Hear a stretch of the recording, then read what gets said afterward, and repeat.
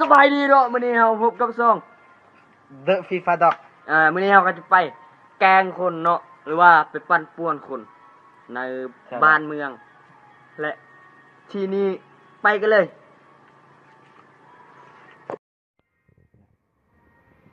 น้ำมันนี้อย่างนี้ละเอาคือเยอะน้ำไป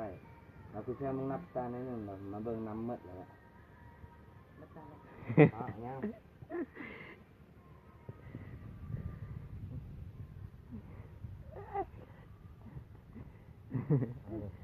มารับตา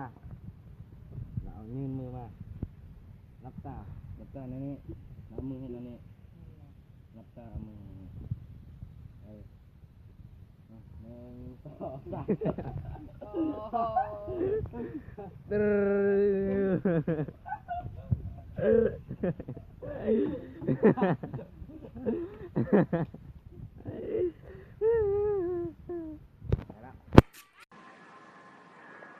ฟา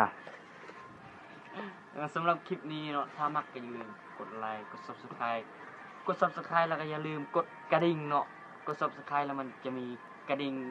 น้อยๆเนาะอย่าลืมกดนะสำหรับมื้อนี้ก็บ๊ายบาย